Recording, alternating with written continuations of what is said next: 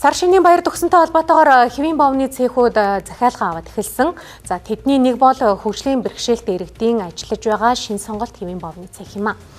Халамж хүлээн гараа хумхин суухгүй өөрсдийн хүч хөдөлмөрөөрөө хамгийн амттай хэвийн бовыг үйлдвэрлэж хамгийн хямд үнээр худалдан борлуулдаг юм байна. Сар шинийн баяр төгсөнтэй холбоотойгоор бууз баншны цехүүд болон хэвийн бовны үйлдвэрүүд хэдийнэ захиалга авч эхэлжээ. Тэдний нэг бол сарна бууз цех болон шинэ сонголт хэвийн бовны цех юм. Энэ цехэд эпилепси буюу унаж татах өвчнөр онцлогдсон хөгжлийн бэрхшээлтэй 10 гаруй иргэн ажилладаг. За нийгэмд хөгжлийн бэрхшээлтэй иргэдийг ажилд авах байгууллага тун цөм. Тэгвэл тэд өөрсдөө ажлын байрыг бий болгож бие биедээ санаа тавихын зэрэгцээ эрүүл мэндийн байдалтай уялдуулан хэд ядрахгүй байхын тулд их хэмжээний захиалга авахгүйгээр ачааллаа тэнцвэржүүлдэг гэлээ.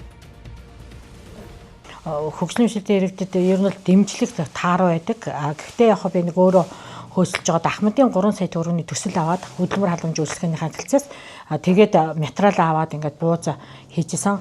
Дараа нь тоног төхөөрөмжөө сайжруулад ингээд ернөөлд ерөөсөө Баян онгор аймагт ч одоо хөдөө орон нутагт ч одоо борлуулалтын орлого тааруу ер нь бол борлуулахад хэцүү. Тийм учраас ер нь Улаанбаатар одоо бас нэг хүн ам олонтой газар нь ингээд нутагшуулъя гэдэг. Яг ингээд өөрийнхөө одоо гарын жороор өөрөө одоо яг юм эко одоо бууз банш далах нарын бовыг бол одоо ингээд энд нутагшуулаад одоо ажлын байр гаргаад хөгжлийн бэрхшээлтэй хүмүүсээр ажлын байр гаргаад ингээд ажил.